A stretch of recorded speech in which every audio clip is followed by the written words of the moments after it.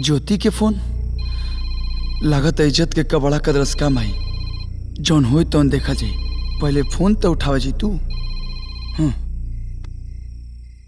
Hello, का बात बाजी? आज कोनो मैसेज ना कहीं नाराज बानी का? अरे ना ना, रहुआ से हम काहे के नाराज हो खब। वो एक्चुअली का है ना, हम रहुआ से मिलल चाहतानी। आए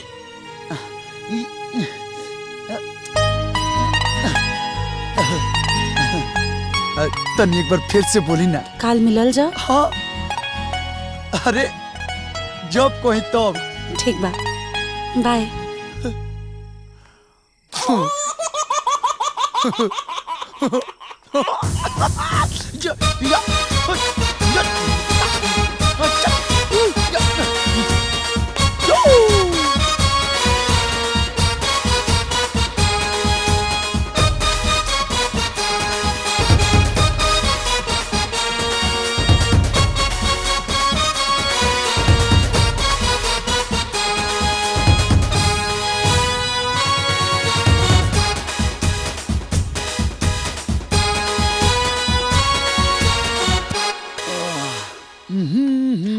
रुकी रुकी, कहाँ इतना झाड़ झुर के कहाँ?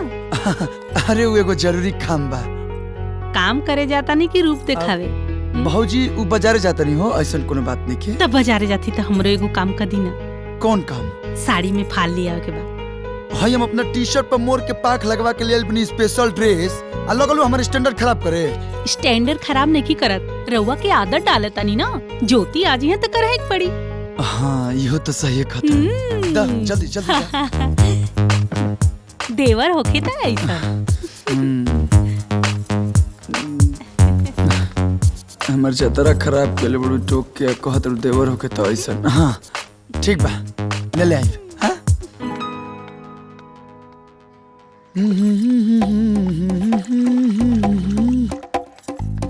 कहाँ जाता रहा? जाना अपन काम करो। अरे बेटा, जाता रहा तो हमरो दवाइया लेते आई हा। सब लोग के यही पे काम बा। एगो काम करो, बाबूजी के बुला तो उनको का कुछ लियावे के बता। आना था घर भर के टुकनी बीमारी भइल बा काहे बेरा। इकरा का हो गेल?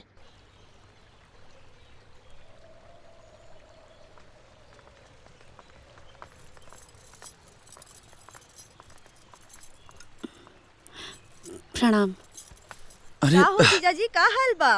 पहली बार आईनी वो खाली हाथ। खाली हाथ? ना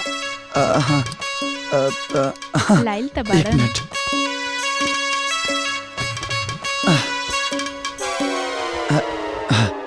ये ली।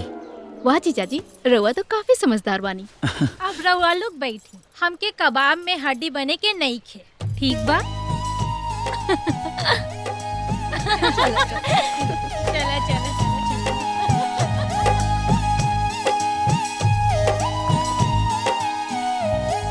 और बताई कैसन बनी रहुआ? ठीक। रहुआ हमरा के मिले खातिर बोलौनी, ये हमके बहुत अच्छा लगल। और पढ़ाई कैसन चलता? अरे एक नंबर, बिल्कुल टॉप। ये बारी हम पक्का पास हो जाए। हाँ, हमरा से झूठ मत बोली। काल हम फोन पे राउर और अम्मा जी के कुल बात सुन लेनी। दोनों परिवार के प्रतिष्ठा के बात बा, और अगर कुछ भी ऊंच नीच भइल तो सबसे ज्यादा बदनामी तो हमरे हुई।